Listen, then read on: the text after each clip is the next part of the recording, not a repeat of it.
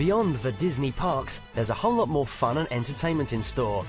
Ideally situated between the Disney theme parks and the Disney hotels, Disney Village offers action galore. It's open all day and long into the night. There's no entrance fee, so you can enjoy something new every night. A place to dine, enjoy a drink, have a dance, listen to terrific music, or attend a concert. Disney caters for all tastes, with a great selection of restaurants to choose from. As well as dining with Disney characters at Cafe Mickey, there's also the Rainforest Cafe, or Planet Hollywood, for a star-studded night out. And for a Bavarian feast, try King Ludwig's Castle. Disney Village is also the setting for the spectacular dinner show Buffalo Bill's Wild West Show. Hold on to your hats, tuck into the Texas-style food, and cheer on all the live rough riding action. For those with more energy to burn, you can dance up a storm at Hurricane's nightclub. From t-shirts to baseball caps, cuddly Disney toys to unique collector items, a selection of shops offer everything you need to bring home the memories. Another one, you probably haven't been to it, the Steakhouse. Nope. No one's Which is weird because I love steakhouses. Well, there actually. you go. You need to get there as well. The steaks are nice. A little bit on the small side, but they are nice. Nobody's mentioned it on the feedback we've got. It describes it in the press pack as the steakhouse with its jazzy vibe, tells the tale of one of USA's biggest cities, Chicago. Goes on to say this warehouse transformed into an elegant 1930s steakhouse is must for the hearty eaters, serving up mouth-watering grills and the very best Chicago-style steaks. Now, it's great. Again, it's Disney. It's Disneyland Paris. They've got a backstory to it. They've given it the story. This is a warehouse. Obviously, it wasn't because it was purpose-built, and you can tell when you look into the roof when it's modern gantry and stuff like that. But it's all brickwork. They've got like paint, like signs painted on the wall as if it was a warehouse. So it follows the story. And if you've never looked into the story, you probably don't even realise it. But when you know the story of this warehouse from the 1930s transformed into a steakhouse, it's just obvious. You can see there's the bar area which has pictures of all the different people who used to work in the city. It is very well themed. So Simon, if you love steak and you love theming, you definitely need to try the Steakhouse. Now, are we talking Chicago-style steaks, or are we talking French-style steaks? Because I'm very confused, being in Paris, but having American-style steaks. Can the French even bring themselves to cook steak in a way that is not the French way? From my experience of this steakhouse, it was very much the French style. Now, it might have just have been the time I was there. So if anyone has any other experiences of the grills and the steaks in the steakhouse, let us know. I feel I should say here, though, I mean, the French way of cooking steak is delicious. So there's no problem with that. I'm just raising the point. Yeah, just raising the point. It's very tasty. Although it says there for the hearty eaters, I was hungry once I left the steakhouse because it's only a small piece of meat. Again, quite French. Yeah, they must have very small stomachs if it's for hearty eaters. It's the French steak. Yeah, nobody mentioned anything about that, so we'll just keep moving on. New York-style sandwiches.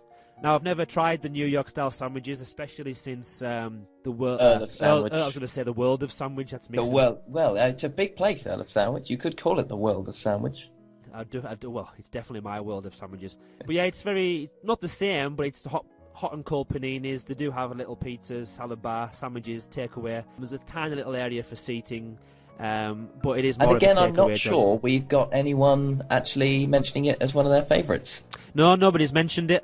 Which is a big shame. If anyone did love it, it probably has been taken over by Earl. The world of Earl's sandwiches. Oh, the world of Earl. We've even got rhyming in here now. But yeah, nothing much I can say for that one. Is there available if you want more of a takeaway? I'm not sure about the prices either, but I can't say they'd be much more expensive than the Earl's sandwich because the prices there are very reasonable. Rainforest Cafe. Now, it's only taken me. It's probably last year. It's only last year that I found out that Rainforest Cafe wasn't a Disney property. No, it isn't, no. Obviously, because I've never been to another Rainforest Cafe. I know there's one in London, I think, and there's obviously a few across the world in different locations. But I have a fantastic one in downtown Disney, by the way. It's a whole volcano the side of complex, I suppose you'd call it. But that's really spectacular. But yeah, a Rainforest Cafe just fits in with Disney, doesn't it? The theming. It really does. It really does. It's like Disney theming, but not done by Disney. Yeah, animatronics of elephants that randomly come on, and the monkeys, and the fish tank. There's a big fountain. Again, if you love theming, you got to go there. Some people won't agree that the food's as good as other places. But I don't know. This is actually one that I've been to, and I do think the food there is pretty good. And also, the fantastic bit is when the what would it be, like a tropical storm comes Oh, in once yes, an yes, hour or that's right, something, yeah. and the whole place goes dark, and the animals come to life. That's awesome. That's a lot of fun. It is. The food was nice, but there's probably the same, if not better, places elsewhere. And it's one that our students love going to because of the theming, but also because of the sharing options that are available. So there's like the sharing. I think there's a sharing starter. There's definitely a sharing dessert, which is the volcano stack, which is the brownies and the ice cream, Which is delicious. It is. They normally share it between about 6 or 7 of them. Me and Really? well, that's what they say because Your students have small stomachs. they've got no money. Fair play to them, then. But I'll give them that one. Me and Mrs. Williamson did definitely share it between both of us, and there was space for more actually in my stomach. But King Ludwig's Castle, one that I think I'm going to have to try this one. Just reading people's opinions and looking at the pictures. This particular restaurant is original to say the least. It invites guests to step back in time to the medieval age, something which I would love to do and I haven't had a chance to do it. Took into new recipes. Meat Lovers is definitely on there, so I love meat, so I'll be in there. It also has traditional meals in fairy tale surroundings.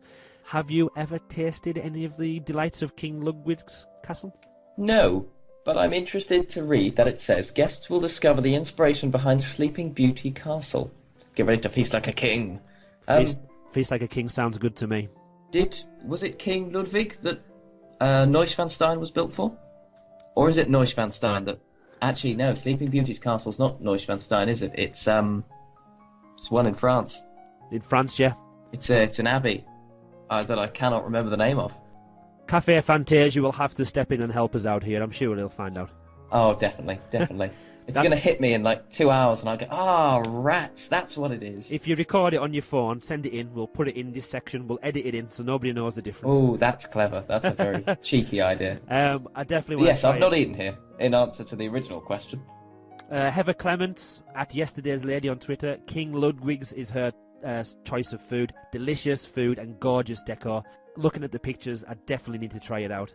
It's got a big one, isn't it, as well, if I remember correctly. Again, I've not been in there, but yeah, it looks pretty large. It does look bigger on the inside, like a TARDIS, than it does on the outside. It doesn't look like it's a really big, inviting place, as far as I can remember. It's just the window of like the shop area that and the door on the side, like in the castle-themed building. But it does look amazing on the inside.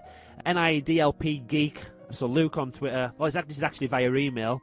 I'll read all of his section here about Disney Village. Yeah, just as a side note, you could not fit this in a tweet. No, you couldn't. This is not 140 characters by any means. Definitely not. You've upset Simon here, Luke. Come on. It does mention King Ludwig's Castle, so we'll talk about it. He said the food is where Disney Village excels, and it's easily the best part of the entire complex, with a huge variety of themed eateries like Annette's Diner and King Ludwig's, and popular brands like McDonald's. Popular... for a lot of people, probably. Brand, we'll say. Yeah. It's a brand. A brand. And Planet Hollywood's there as well, so there's something for everyone. Though, for those on a budget, it's best sticking to the more affordable brand restaurants. Because, the brand ones are a lot cheaper. McDonald's, for example, is just the same price as it would be in Britain. Early Sandwich is probably the similar prices to Subway you would get in this country as well. But so, like, the King Ludwig's... I can't say it right. King Ludwig's Castle, and probably Rainforest is a little bit more expensive as well, even though that is the brand as well. His personal favourite, though, has to be Annette's. It is some of the best theming from any restaurant, and it's a delicious menu too for any burger lovers like himself. So I'm kind of going against what Luke says there about the theming. I think the original idea of the theming is brilliant, but I think just the quality of it at the moment is what's letting it down for me personally. Interesting. Planet I mean, I would still sit here and say Rainforest Cafe because none of the other ones have amazing animatronics. And for Disneyland Paris fans and Disney fans in general, that's got to be a couple of... we love a good animatronic. It's got to be. When do you ever get a rainstorm during your meal? It doesn't happen. Oh, it doesn't happen. Well, if you're in Cumbria and it's a lovely sunny day, you're at the park having something to eat, it rains on you then. Okay, sorry. I mean, dry tropical rainstorm with gorillas. There you go. Do you have that in Cumbria? It depends if you're at the zoo or not, but that's another story. We've still got loads to go. Planet Hollywood, probably one of the restaurants I do go to the most, mainly because my head of department I visit Disneyland Paris with on the trips with the students. She says she's a vegetarian. I hope she's not listening to this podcast. She can have, for her, it satisfies her with the lasagna, the vegetable lasagna, there's the vegetable options, but also when she feels like having a burger, even though she's a vegetarian, there's the burgers for her as well. Wait, what? Hang on a minute. That's cheating. If you're going to be a vegetarian, you've got to be a vegetarian. Yeah, she normally is, but when she's a Disneyland... Normally is a vegetarian. Yeah, but when it's a Tuesday, though. Well, we're there Monday and Tuesday, so maybe that's why. It says the first ever movie-themed restaurant. The brand Planet Hollywood is. Brand, presumably. Yeah, Planet Hollywood now boasts a brand new menu with fresh produce, a star of the show. The menu features all from the old favourites: burgers, salads, chicken crunch, and lasagna, as well as some newly introduced dishes such as Kung Pao chicken noodles, beef or prawn. As for the decor, the items on display are from the largest collection of international movie memorabilia in France. Now again, if I'm thinking back to what it used to be like a few years ago, this theming-wise used to be quite a good place. It's very run down now again. I'm so sick of seeing the Beetlejuice character with his extendable arms and hammers on the end. I'm so sick of seeing the same old memorabilia on the wall. Now I know they can't go changing it, and it's kind of a museum piece on the wall there, but there's so many things they could do with it. Again, when I was younger, I used to love the outside of Planet Hollywood as well, the big bowling ball that you walk up into. But now when I'm thinking about it from a fan point of view and from the theming point of view, it just sticks out like a sore thumb. It does a bit, doesn't it?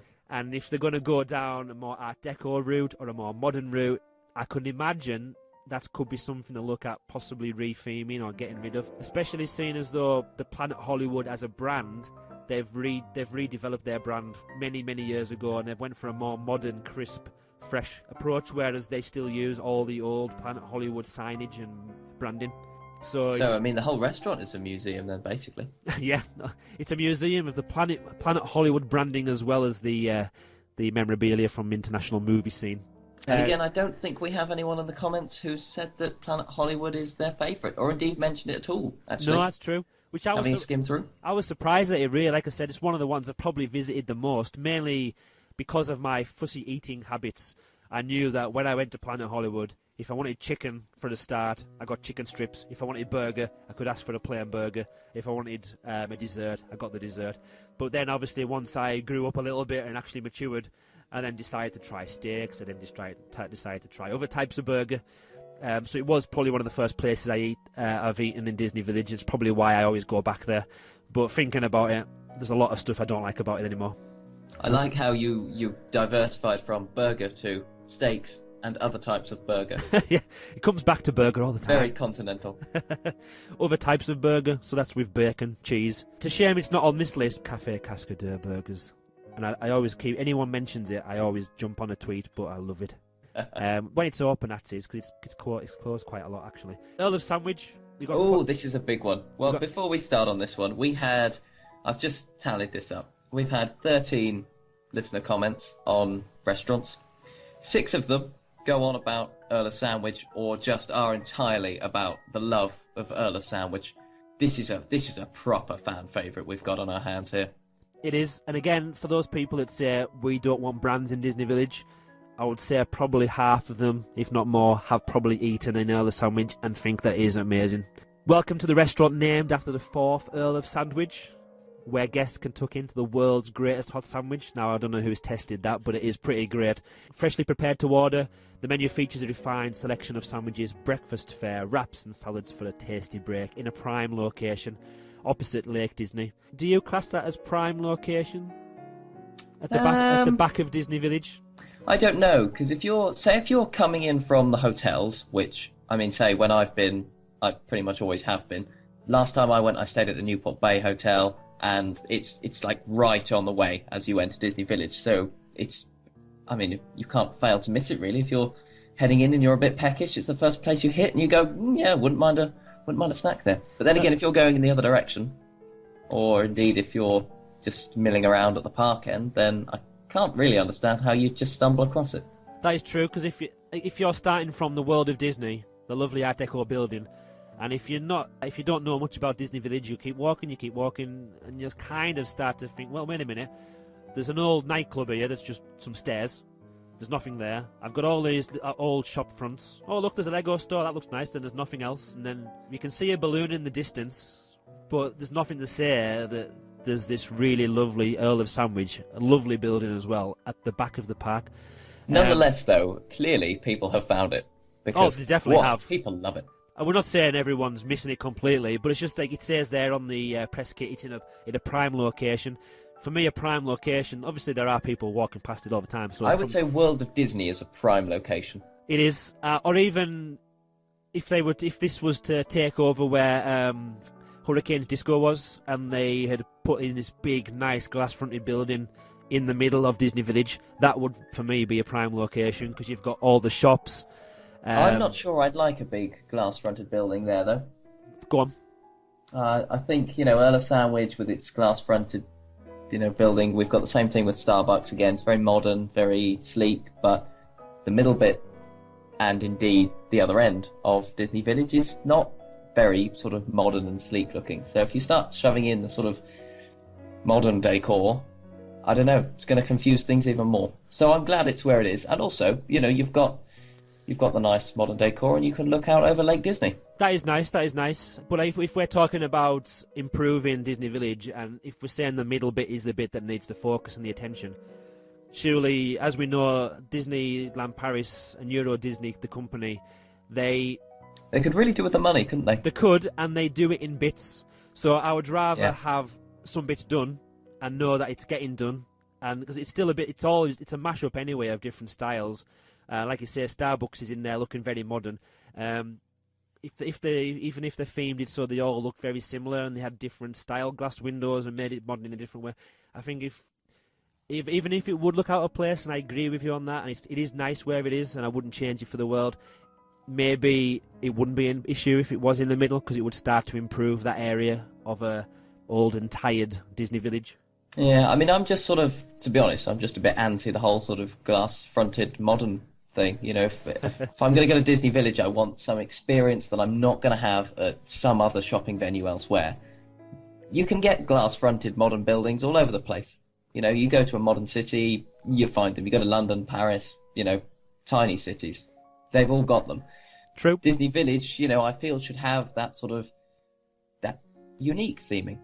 Like it, I suppose, did at the start, and is now a bit confused. But nonetheless, we've been talking about how much we love the World of Disney building, with its big, grand Art Deco styling.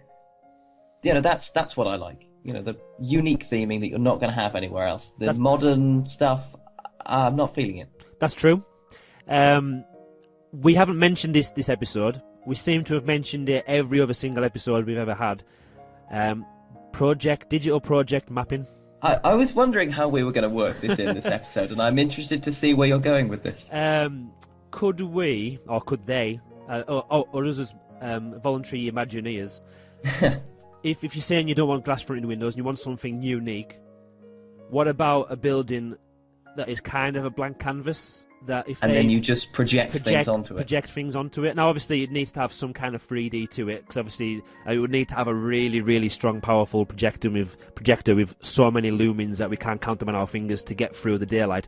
But if they had just like a basic, even if it was Art Deco again, and it was all the brickwork and the nice archways and stuff like that, could they then change it up? So if it was the Halloween season, for example, they could then just project the video mapping of spiders' webs and big spiders crawling up the wall and ghosts in the windows. At Christmas, they could then project the decorations, because at the seasons, even though they put little stalls in, they don't do any decorating of the decor of the buildings, really. It's mainly inside the shops if they do anything. So this would be probably an expensive way of doing it, but once you've set it up, you could have so many different themes. You could have video projection mapping of all sorts of different things on the buildings. That's a really interesting one. I don't know how I feel about that, because I like the sort of fancy architecture, and you can't really pull off particular details if you're going to be projection mapping and using it as a canvas. But no, I mean, the idea of adding in, like, as you said, spiders' webs or Christmas decor just as a projection is quite fun. And I think that would definitely, I mean, it would really bring the place to life when you've got, say, you know, Disney Dreams finishes and then everyone, as a massive crowd, makes their way back down to the hotels. And then, you know, you've got projection mapping stuff going on. You know, the show sort of continues a little bit. Yeah, well, you know, your evening's not over. I don't know if you've seen the video that's been released on Twitter and YouTube. Are you going to mention the Disneyland Resort's 60th anniversary plans? Possibly, if it involves the Peter Pan queue area that's just opened. Oh, no, maybe not then. We've got different ones. So I'm not, so you can tell me. Projection mapping everywhere. It is, well, we're right on topic, aren't we? Because it seems to be our challenge to mention it in every single podcast, and that's going to happen. So far, we've done a very good job of that. We have. No, the Peter Pan queue area, which is rumoured, whether or not you believe it's going to happen in Disneyland Paris. But if you haven't seen it yet, you need to search for it, and I'll try and remember to post a link to it. I know it's not Disney Village, but it's projection mapping. The queue area there is like a bedroom that's been set up, part of the Peter Pan story, and there's a few different bits, but the bit that sticks into my head is the Tinkerbell. So she's projection mapped into the scene, and you can see her flying around. She's going in and out of drawers, physical drawers that are there. Then there's props that are moving, and the quality, the effect that it's given, and the way that it made the queue area interactive is so amazing. They've got shadows that are projected onto the wall that look like the people in the queue, and they actually could be the real people in the queue because you can move and interact. There's bits, the shadows that come down, and if you wave your hands, you can grab them and move them around, and they kind of interact with the guests in the queue area. Disney are investing a lot of money in this technology, and it's something that you can kind of, once you've got it, like with Disney Dreams, you can just keep adding or taking bits away, and you can add new different sections. So going back to Disney Village, if we forget about doing it as a whole building, which was a very extreme example, but even just for the small little details. So if you've done away with those big giant inflatable balls that are different colours, and if you go away with the big columns, and you just kept it simple but unique, Art Deco maybe of style, which I'm sure they could do. That could put some cladding on the front of the buildings to make it match the world of Disney. Then, like you say, we could have little bits hanging off, snow at Christmas maybe on the windowsills, just to make it look a bit more interactive and something different every time you visit.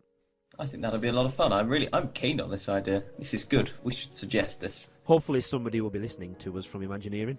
Ooh. We'll leave what you were going to talk about the 60th anniversary to another time, if it's all right, unless it... I think it's not really relevant to Disney Village, to be perfectly honest. So I'm sure it's probably best we leave it. I'm sure we'll link back to it in a future episode when we talk about projection mapping yet again. Oh, yes. Another brand, Starbucks Coffee. Never been to... I've seen the outside of the building, obviously, but I've never been in there. The only reason I would have went in there is if the Wi-Fi they offered was free, but you had to purchase something to get the Wi-Fi. So really? Yeah. Or it was definitely paid. It wasn't free Wi-Fi, so I never visited Starbucks Coffee. I'm not really a big coffee drinker. No, nor am I. I've never been there. Nobody's really mentioned it. It's not a very exciting brand. We have them all over the place. That's true, and a lot of people, again, I know a lot of the American parks, they're a bit distraught that they're replacing some of the more traditional drinkeries and eateries in the parks with Starbucks Coffee. Are they really? Yeah, in some of the some areas they're putting Starbucks Coffee into the parks. Yeah. Ooh, controversial. Definitely something I do not want them to do at Disneyland Paris. I agree. Happy for it to be in Disney Village. Disney Village is definitely the place for it. That's the place. If it's going to be anywhere, that's the place it's going to be. Nothing much to say there, really. It's a Starbucks like any other Starbucks. Yeah. Sports bar.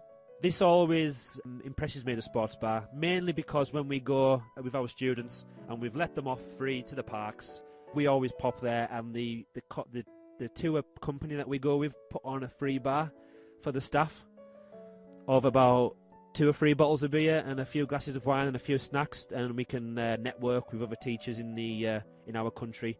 So that always... That's probably the only reason I've ever been to the sports bar. But also I've watched a couple of Liverpool games on the big screen TV that's on the sports bar terrace. In the past, there were a few years ago, it was quite easy just to sit there, watch the telly, not purchase a drink, and it's a place to like sit down and relax. But now they're getting quite good at walking over and saying if you haven't bought a drink or you're not buying any snacks, you have to vacate the area. Because a lot of people do use it as an excuse just to sit down. because there's lots of tables available. Yeah, the drinking there, it's quite expensive, as is most of the park, and as is France as well, actually. For a large lager, obviously they don't say a pint. For a big lager, a large lager, you are looking at around about €7 or €8. And that was the last time I remember paying for one, so it's very expensive. Small selection of snacks to choose from, but really it's just like any bar. Very small, actually. It's quite long and thin, so it's quite small, but it's never been totally packed to the rafters that I think it causes an issue, really. Again, I don't think we've had anyone really mention it. No. In the comments. Nobody likes drinking alcohol, basically, on Twitter. So, it is dry January, Just, yeah. Not that they're not admitting to it anyway, if they do. There's 2 more on the list. Do you want to? I mean, do you want to do the next one? I think we're morally obligated to, but I sort of feel like we'll be stabbing some big Disney fans in the backs if we even just mention its name. True. Well, I'll tell you what the press kit says, just because it's on there. McDonald's. If you're easily offended and you're a big Disney fan, just stop listening now. Yeah, press mute for a few seconds. Only for like 30 seconds, then come back. Yeah, McDonald's. Apparently, it's supposed to represent an Italian theatre.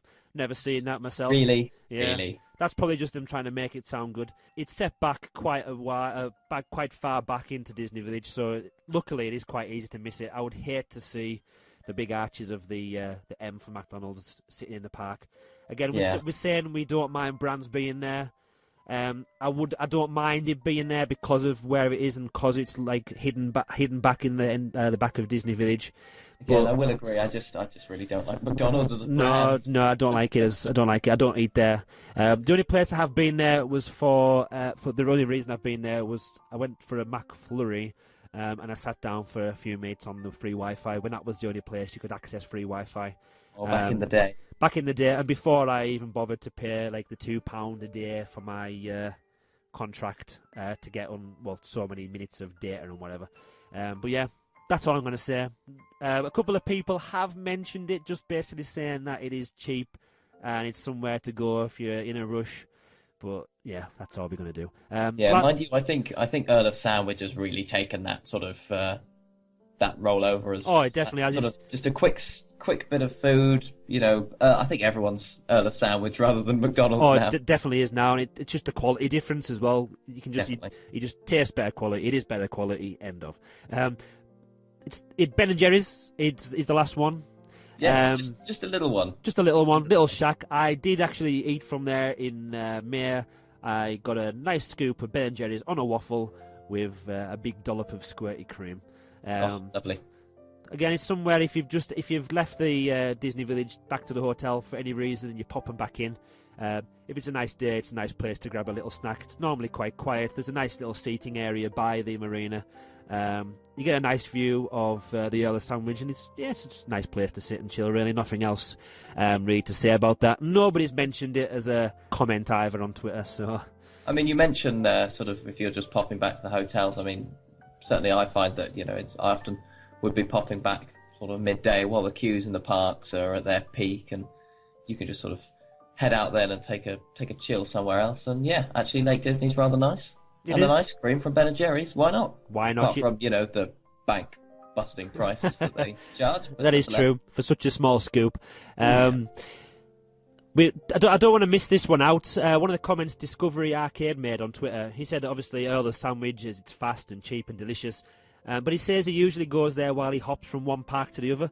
Now, I wouldn't want to go all the way to the back of Disney Village while I'm popping from one park to the other park because they're so close to each other. The parks. It's a big detour. Now, if he's meaning it's because he doesn't eat in the park and he wants to pop in to get something and he knows that it's cheap, it's fast, he knows it's lovely food, then fair enough. I'm not knocking you for doing that, but again, for me personally, I can only imagine, to be honest. Yes, it's cheaper, but the amount of time it would take just to walk down there, I'd rather just pay a little bit more and eat in the parks. I would as well. Just save the time. I would hop if I was hopping between my hotel and Disney Village or popping back for something. Then yeah, if you're on your way. Oh, definitely, yeah. I don't know about the parks though. Well, we can. This is the thing about Disney Village that sort of, in a sense, lessens how good Disney Village can be. If it was in between the two parks somehow, or if there was a third gate and it was the other side of Disney Village from the two parks. Yep. Well, yeah, that would really add some life to it. You'd really get a lot more footfall then, as opposed to effectively just hotel guests. That is true. But isn't downtown Disney in America like completely separate to the parks anywhere? Well, it is, but then you've got to remember that in Walt Disney World, you've got 4 parks and 2 water parks. Then you've got other venues that aren't Disney Village. So if you just jump on a bus, jump on a boat, jump on a monorail, you end up somewhere. It's on such a different scale that you're going to be traveling to get anywhere. So you can travel to Disney Village, whereas downtown Disney. Whereas Disney Village here, it's also tightly packed in Paris that you're not really traveling anywhere. Everything's within walking distance. That's true. Next on the list is entertainment. Now there isn't lots to choose from here. On my list, now people may laugh at this. The past entertainment I have got written down is the Lake Disney Road Train. Now is that? I thought that was still running. Officially, from the research, it didn't mention it as a past entertainment list on the list, but last few times I've been, I haven't seen it, and from what I've heard, just from speaking to people in the park, I heard that it wasn't anymore. And now, thinking about the security measures they've put in place, it used to go... That's true, it used to go through there, through Disney Village, at the edge of Disney Village and up past the hotels, but now because of that, there's nowhere for it to go, and I haven't seen it for the last 2 or 3 years that I've been there. So I'm going to go on my own instincts here and say that it's a past entertainment offer. Again, if anybody's got any connections with Disney Village or Disneyland Paris, or if you're a cast member and you know it's still there, it probably does still exist. It's probably in a garage somewhere, but I haven't seen it working for quite a while. So currently we've got on offer Buffalo Bill's Wild West Show, which I haven't actually been to. I'd love to go, but I haven't had the opportunity or the correct trip to go there yet. We've got the cinemas, the 15-screen cinema with the IMAX. We've got the bowling and the games arcade, Panoramagic, the balloon, and the Disney Village Marina. There's also things like the Segways, which you can hire and go off-road and go up around the park and stuff like that. They also tried, and I'm not sure if they still do it anymore, they had these like taxi bikes that were on the ice skating rink, because the ice skating rink is kind of no more. You can't, at the moment anyway, you can't hire any ice skates for that. So that's been taken out as well. The main bit to talk about here really is Buffalo Bill's Wild West Show. Have you been in there, Simon? No, again, that's another one that I haven't actually. So we're going to rely on other people for this, because I haven't either. I've watched all the videos, so I've seen what happens in there, but I haven't actually tasted the atmosphere myself. Apparently, according to the press release, it's one of Disney Village's hottest venues. Again, we've got the fact that Mickey Mouse is involved in it as well. It's such an amazing experience, especially for the younger guests. So Buffalo Bill there, Sitting Bull, you've got Annie, the Rough Riders. And what makes it so special, especially for those who love food, is the fact that you can sit down while you're watching this show, the award-winning show, I believe, and you can watch these actors and characters doing their Wild West stuff. Apparently it's been around for 22 years now, and the public can't get enough, and apparently they've just celebrated welcoming 10 million guests to Buffalo Bill's Wild West Show. That's quite impressive. That's more than double the population of New Zealand. There we go, that's a nice little fact for you there. The thing that gets me, though, is the price. Now, It says a ticket price up until March the 31st this year, 2015. Category 1 price is €74 for an adult, which I suppose if you are getting a show, and I can imagine if they were charging for the show, they would still charge about 30 or 40 euros for you to get in if they were charging tickets for it. So you probably could argue that it is probably a decent enough deal. But then if you've got to pay for a child who's 3 to 11 years old at 61 euros, and you've got a few adults, a few children, you're talking a very, very expensive meal there. Because it's normally, we paid 110 euros for 2 of us and a little kid in Inventions, and we thought that was expensive. But this, again, I would probably get more out of going to a character eating experience in Inventions or Cafe Mickey, for example, rather than sitting far away and only having them as a show for you, like for everybody, rather than just you individually.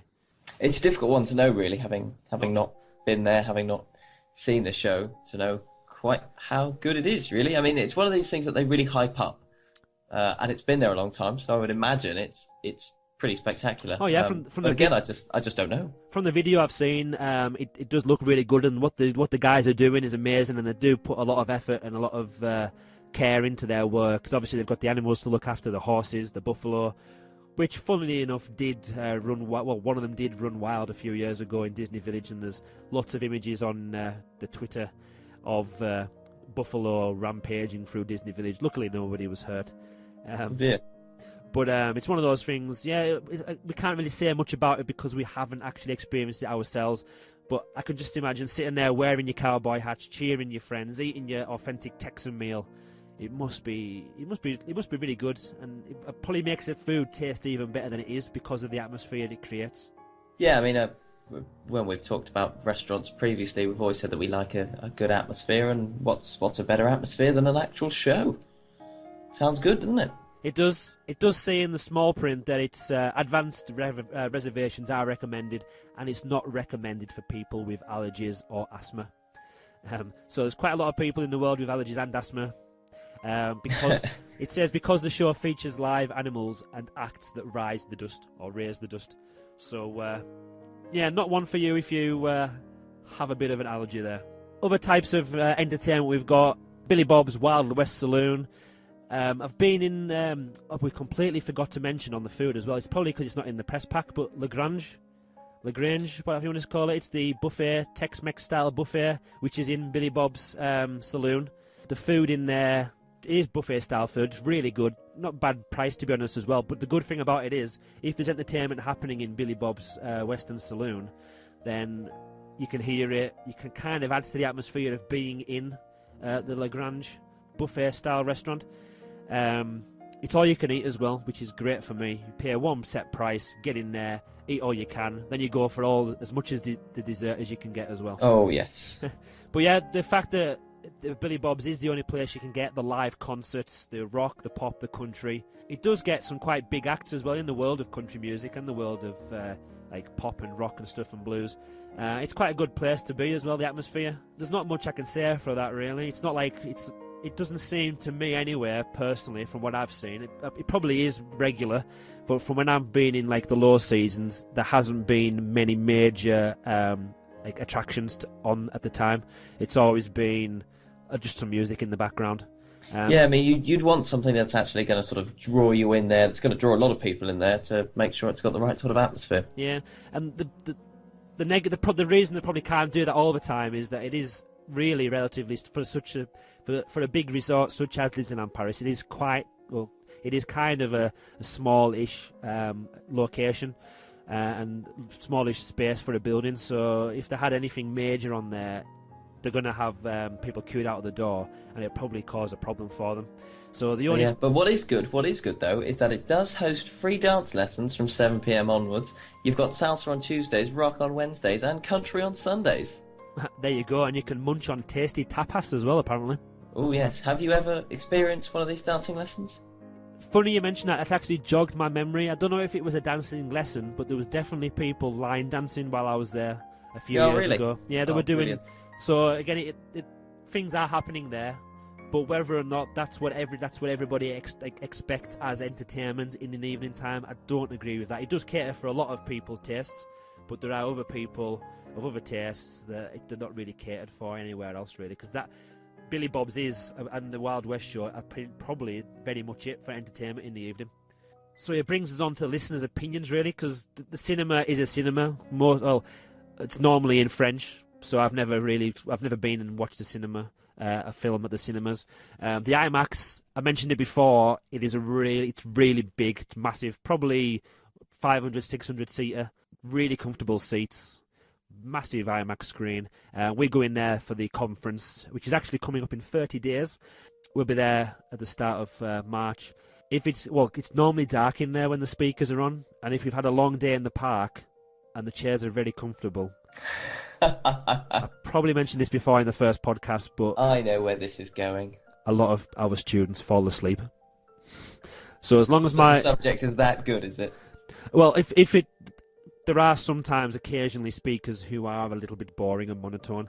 But there's still a lot of good speakers. So normally when they're on, everyone wakes up. But if there's somebody who's just Yes, and now I do this, and then I done this. Yeah, it's very easy to fall asleep in there. Lovely and warm, especially when it's March and it's cold in Disneyland Paris. It's cold, so you want to go in there. It's nice and warm. There's nice snacks. There's chairs are so comfortable. It's it must be just as good if you're watching a film. So it's nice. It's a nice cinema complex. The marina, it offers like pedalers, boats, that kind of thing to go on to Lake Disney. So again, it's just your average marina.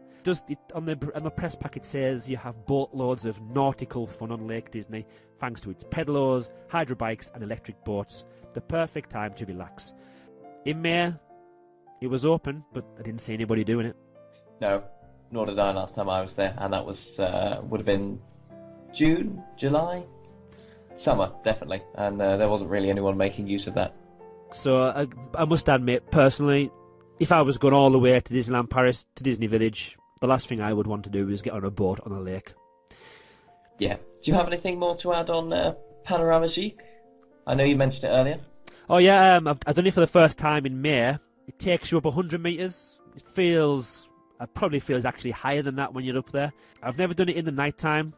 I would love to do it when it was evening. Last time when I went in May, I done it in the daytime. Apparently it's the world's largest captive hot air balloon. It's really weird. When you get up there, well, when you board the Panorama Jeek, it's kind of like a donut ring, and there's like a big wire that comes through the middle that attaches itself to the balloon, which winches it up and down. But when you're going up, you start to move. Well, it was a bit windy the day we went up, and it started to move sideways away from the kind of station area. But the view down the avenue, the only avenue of Disney Village, you can see all the shops, and you start moving up, you can see the roofing area. You can actually see the remains of the original Festival Disney idea and concept of Power Station, as our good old architect Frank mentioned when he started work on this Disney Village concept. But you can see the train station that comes up next, so you can see the main French line going through, and underneath the walkway over to the parks. You can then see both parks as well. You can see the castle, you can see the Tower of Terror, but it is a really spectacular view, and it's definitely the price wasn't too bad. I think it was about 15. I'm going to make this up now, but I think it was about €15 for us to do that, so it wasn't too bad. That's not too bad, yeah. I would double check the price, but I can always remember it being. I wouldn't have paid for it if it was a stupid amount of money, but I paid for it, so it can't have been too bad. But yeah, the view was spectacular. If you want to see, if you love architecture and you love the layout of buildings and you love the theming, it's great to see where things are and the perspective of things as well, and the size of items, and where it does give you a little sneak into some of the backstage areas. Mainly the ones in Disney Village, but you can see the conference venue, which is there, like the big tent. You can see some of the other. You can see the Disney Village car park as well, which I knew existed, but I've never seen it before. Obviously, I don't need to use that, but you can see the car parking and stuff like that. And yeah, they're the boring sides of it, but it's just something new that you've never seen of Disneyland Paris before. And from a very different angle, being above it. Oh, definitely, yeah. It makes a really good picture, but I was carrying my son at the time, so I didn't get the best picture, so I haven't been sharing those ones. Nikki, DLRP Wonders, said that Disney Village needs something more in terms of nightlife. We were saying there, the next to Billy Bob's, there's hardly anything at all. She would love to see something like Hurricanes nightclub back. Again, it kind of caters for a different market, doesn't it? If Billy Bob's is for the people who like entertainment-wise, country, pop, that kind of thing, when we could use Hurricanes, and Hurricanes were more of a nightclub, the dancey type of music, and it was open till late at night. But then again, in my opinion, do you want to have, because when I associate nightclubs with drunk people being naughty when they're drunk, and that's not the kind of thing you want to have at a Disney resort. It's not very Disneyland Paris, is it? So I don't think I would like a Hurricanes nightclub back, but it definitely needs something else. Either a theatre where they can put on a stage show and change it every year, or even if it's just, even if like people call, an IDLP gig goes on to say this in a minute, but streetmosphere, he uses that word. Even if it was like entertainers, jugglers, or somebody on the side of a street, and I've just stole that from him without realising it. It's something that they need to think about. Even the play Disney Radio, if there was big screens that were showing different for the seasons, just different characters or different scenes. Even though that wouldn't be enough, it would be something extra which we need. It would add something just for now until they planned more entertainment in the area. NIDLP Geek, when he emailed and we split it up, the third and final thing he said was it's definitely the worst aspect of Disney Village when he's talking about entertainment. There really isn't much. Buffalo Bills, while it's a good show and he recommends it as well, it's extremely overpriced and doesn't really call for repeated viewings. So if you've been once, you're probably not going to go again, especially because of the price. Occasionally, he says the village will have random performances, such as the Juggler. I didn't know that, and an illusionist during the Halloween period. I think it's on that little stage just there, isn't it? Although, yeah, they can sort of put up stages as well. Yeah, but I've seen things like that. I saw a trampoline act. Really? I've been there once. So these are the things that you need to know that every time you go, no matter what season, something is going to happen. Yeah. Now, this is something. Now, they might. I haven't been to Butlins or a Haven holiday camp in Britain for quite a long time now, but that's something that they do quite good entertainment, isn't it? Now, I'm not saying they need to go down the Butlins route of getting dead cheesy acts in, but they've got like different venues that have different type of shows. They've got entertainment aimed at younger children. You've got entertainment for like teenager types. You've got entertainment for, I don't know, 20s to 30s or 20s to 40s. Then you've got entertainment for the old generation as well. They could do with a venue, or even if they opened up the Hurricanes but changed it completely so it was more like a entertainment type of show type venue where not big stage shows but just small little cabaret style acts were on, somewhere to go to sit down and watch entertainment while you're having a little drink and a little bite to eat. They just need something else, don't they? Yeah, that's something else that just gives it a little bit more life and vibrancy. NIDLP Geek goes on to say that the streamosphere is just too rare to be classed as enough entertainment for the area. I guess I was going on to say I haven't witnessed any of this entertainment at all. The only thing I've seen on the stage are little kids dancing around or falling over because the stage is wet because it's been raining. He says seen that too. More really must be done to make Disney Village a more attractive place and one people will actually want to be, other than just to stop and shop and eat. So yeah, a lot of people, if I want food and I'm not in the parks, I'll go to Disney Village, I'll get my food, I'll go to the shop, I'll get what I want, and then I'm walking out of there. And now, unless of course I need to stay for the student, but then there's no entertainment.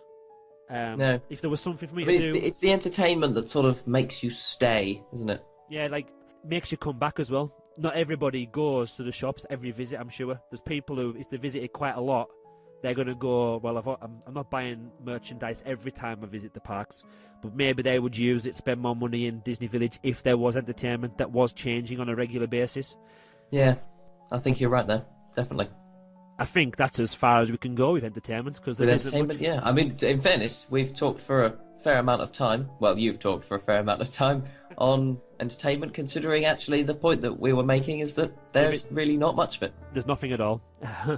Some more generic listener opinions now, and then we'll go on to what we would like and what we would wish for Disney Village before we wrap it up. Andrew Jackson, via email, said, regarding Disney Village, it needs a second street going from the arcade.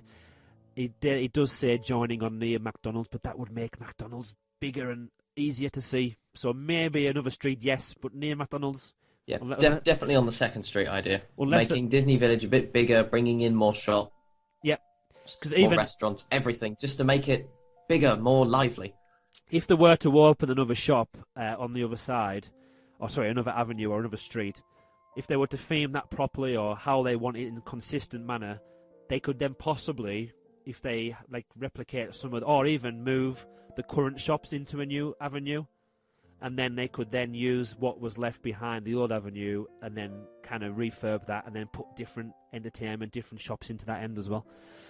Kind of like when, I don't want to make this a football podcast, but when Liverpool Football Club are expanding their stadium, they're not going to knock down the stand and have so many seats missing and lose out so much money. They're going to build around it, on top of it, and then open it up.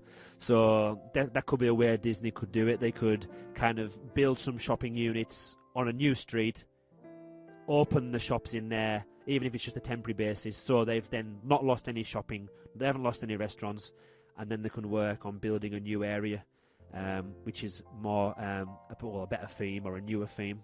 Could be a way to do it. He says to include relocation of some Disney shops from the main street and some one-off shops. This would allow some other stores to fill in the empty space left on the main street, which he feels would reduce the feeling you sometimes get of seeing that and done that, which you do get. You go there, yeah, I've been there, nothing new. Like we said, it needs to be something that's going to make you want to come back, something that changes, even if it's just every year. It should also have at least 2 key features, or as Disney says, weenies. So he's saying think of Downtown Disney with the T-Rex Cafe and Splitsville. That would be a good fit, he says. I mean, I think World of Disney is probably fulfilling that sort of category. Maybe the Buffalo Bills show. I'm not sure, but yeah, just that sort of, I mean, an aesthetic thing, really, that's just so grand and magnificent that is the feature of Disney Village. Like, you know, say in the theme parks, you know, you've got the big features of each land. Well, maybe Disney Village needs that as well. That's true, because a lot of you'll see people, and when you see the photographs on Flickr or the Facebook, it's not always the same pictures, but everybody has a picture of Big Thunder Mountain. Everybody has a picture of the Tower of Terror. Everybody has a picture of Space Mountain, but not many people will have or make an effort to take pictures of something in Disney Village. Probably the World of Disney, you're probably right there. It is such a lovely building that is probably something that people take pictures of, especially with the Mickey and Minnie statues outside. But there's nothing else once you get past that. Andrew then says, moving away from the future, he can't decide if all the barriers work, but it does make it quicker to get into the parks if staying on site. It also stops all the street sellers from ruining the Disney magic. And he also remembers seeing armed police, which we mentioned before. I like the barriers. I think Disney it looks a bit bare without the sign Disney Village and the ribbon effect. But again, that's old school. We need to move on. They've completely gone now. Because nobody uses that as an entrance to Disney Village, really. You can get through a checkpoint there. But it does kind of lack an entrance. Yeah, I suppose so. But then again, maybe you want it to be seamless. You know, as if, you know, Disney Village is sort of all of the resort that isn't the parks and the hotels. I mean, I think of it really as a sort of transition between the hotels and the parks. So I don't mind the idea of there not being a set entrance. Yeah, nothing more I can say to that, really. It does. Yeah, I can see what you mean. It needs something, though, I believe. It needs to have some kind of signage that says to people, even if you do it at the other end when you're coming from the hotels, just something that says, like, Disney Village. Apart from, because all you see at the moment is the green tent and a barrier. Doesn't look very appealing. Or even if it's not very Disney, is it? So even if they could think of a way of theming that, because the tents are going to stay there, they're built as temporary structures, but they need to do something permanent. So even if it's an Art Deco style, which has archways, which has the security guards in it, then you could have a nice neon Disney Village sign, or however you want it to be. But I think it does need something to say this is Disney Village, rather than just, oh, there's some shops here, I'll walk over there. Yeah. No, I think you could be right there. This was a late email that Isaac sent in. He sent it in this morning. So you haven't got a copy of this on your sheet, I don't think. So I'll go. Blimey. This is going to be a surprise for me then. Hot off the press. Isaac says, I think things need to change at Disney Village, which we agree with. Mm-hmm. He thinks the fantastic World of Disney store is a major step in the right direction. Again, we agree with that. When he leaves Disneyland Park or even Walt Disney Studios, he wants the high-quality Disney attention to detail experience to continue as he enters the village. Seeing the Mickey and Minnie statues does continue that feel of magic, but once you're past that point, it's just bland, forgettable. He'd personally like to see the village have more of a buzz about it, live music and other streetmosphere. Perhaps some sort of food market selling food. That does happen in the spring. Probably will happen in summer as well if they're bringing the Frozen Summer Festival in. So they are starting to include a little bit more of like street sellers in little huts. You'd like to see some attractions come to the village. Nothing e-ticket worthy, obviously, but we've got Panoramagic. Could we not have something like Mr. Litwack's Arcade from Wreck-It Ralph added? Just something. That's quite a cool idea. It is a very good idea. Just something to do after a day in the parks, which would end the day nicely. He says he hates being negative about Disneyland Paris. He loves the place, but personally, he'd just love to see an improvement to that area of the resort. And I think you and I are very much in agreement with that. We definitely are, definitely completely in agreement with that. The Wreck-It Ralph idea there, Mr. Litwack's Arcade. Again, That's a very cool idea. It's linked in with an IP. People will love the film. People are going to use it more. Why not? Before we run it off. Before we finish and wrap it up with our iTunes reviews, is there anything else you want to add? What would you like if there was one thing you could do if you had unlimited pot of money? What would you like to do to improve Disney Village? Retheme it. Retheme the whole street and have a proper, coherent theme. I mean, I wouldn't mind if it sort of, one end was different to the other end, but so long as there's a sort of transition and it's seamless, as opposed to this current situation where we've got the Art Deco at one end, we've got the sort of modern, frankly, what I would call themed at one end, and then this weird hangover from the original design in the middle. That's just not good enough. That's not Disney. We need something that is, as I said, something that's coherent, something that's properly themed. I don't mind, frankly, what the theme is. It just needs to be properly themed and all throughout Disney Village. So would that come... Well, obviously that's your most important idea, and that's what you would like to do. Would that come before entertainment to you? Would you rather it look and feel a better theme, or would you rather... Yes, I think so.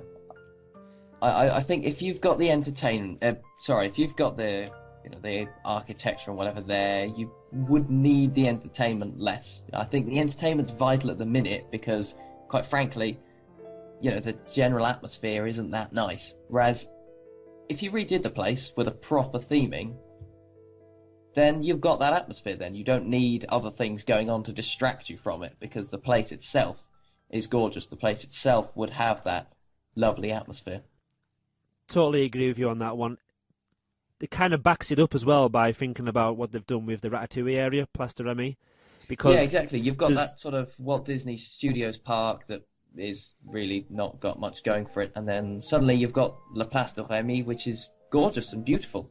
And you don't need any of the distractions that we'd ask for throughout the rest of the park because that area of the park is just so lovely and beautiful. Yeah, so it's got the store, it's got the bistro, Chez Remy. There is music pumping in there. Obviously, it gives it the feel of France, the feel of Paris. But there's, apart from occasionally they have some streetmosphere with some singers and some musicians, but it doesn't need anything else. Just like you say, the theming, the Disney feel to it, that is it. So if they did do the same to Disney Village, if they themed it perfectly, put the atmosphere music in there, a few people dotted around with musical instruments, doing some entertainment, that would be enough to satisfy me, to be honest. It would be plenty for me. But I mean, again, as you said, the question was if you had an infinite pot of money, and unfortunately, Disney doesn't. And frankly, with the limited amount of money that it has, I'd really rather they spent it on the parks anyway. That is true. iTunes reviews. Now, we said a couple of episodes ago, or it could have been last episode, that we're getting... Well, we didn't have many iTunes reviews.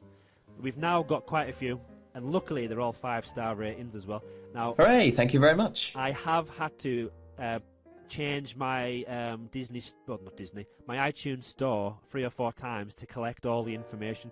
We've got some from the USA, we've got some from Germany, some from UK, and some more from Ireland as well. So if you would like to go through some of the iTunes reviews from the USA. Yeah, so from our American cousins across the pond, we've got a 1 5-star review saying, great information about Disneyland Paris Resort. Hosts are knowledgeable, friendly and funny. That's very kind of you. I don't think we've necessarily lived up to the knowledgeable part of that today, but there we are. I would disagree with that. We are very knowledgeable. It's our knowledge. It's what we know. Oh, yes, that's true. Yes. And another 5-star one from the USA saying, podcast is great to learn the fun details about the rides you'd never learn on your own. I love it. I love it too. I agree. I like the title as well. They've titled it Perfect Podcast. Perfect Podcast. These guys are so good at flattering, aren't they? I know, I'm blushing now. Germany, 5-star review, very informative and great hosts. 2 hosts which listening to is a pleasure, and the rumours about Space Mountain's future talked about in a very entertaining way. Looking forward to the next show.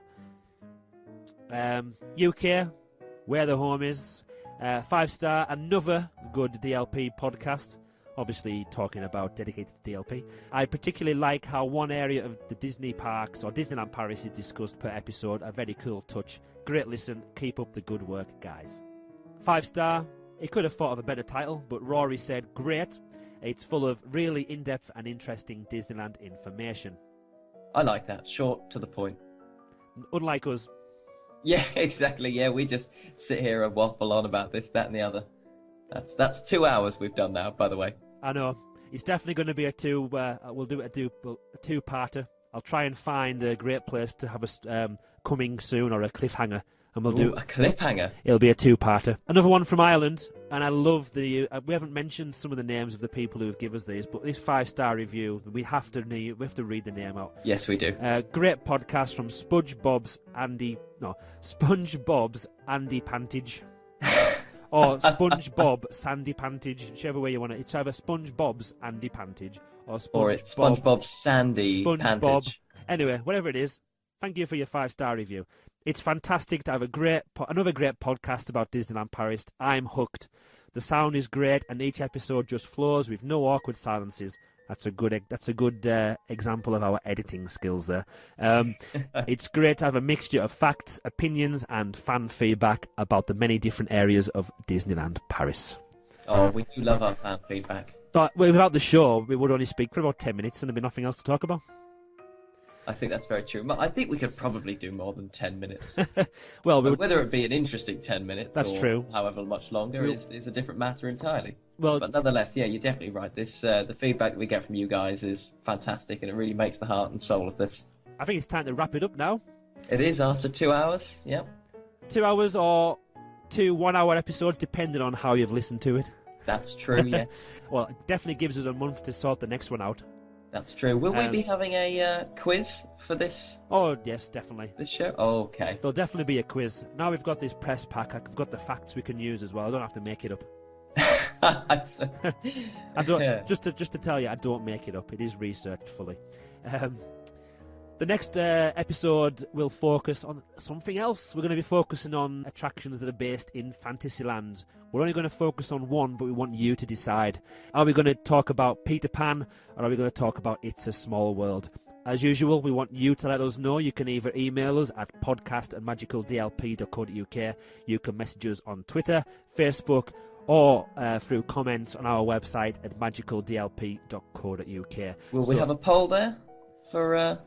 We can put a poll on there as well, yeah. It's a Small World versus Peter Pan for the next podcast? Peter Pan or It's a Small World, the decider. So what we normally try to do, we'll have the poll on there. I will then count up all the people on Twitter that have said Peter Pan or It's a Small World. If it's a draw, we'll decide. I'll probably go for one, Simon will go for the other, and we'll have to have a fight to work out the winner. Oh, yes. Which is quite hard when you're doing it over Skype, but we'll find a way. It's a challenge, but it's a challenge worth accepting. It is. And don't forget, if you like what we are doing, like a lot of people do, and you wouldn't be listening to us probably if you didn't like what we were doing, don't forget to leave us a 5-star review if you are using iTunes. If you're using another podcast provider, if they have reviews available, which most of them do, don't forget to leave us a review there. I know we're linked on Stitcher. We're also linked on podcast.de in Germany. So if you are listening to us through those platforms, don't forget to leave us a lovely top star rated review. Yeah, we really do appreciate it. Oh, we do indeed. That leaves us just to say thanks for joining us for episode 5. It could be 5.5 as well by the time you listen to this bit. That was Magical Disneyland Paris, the podcast. Until next time, that's goodbye from me. And goodbye from me. Goodbye.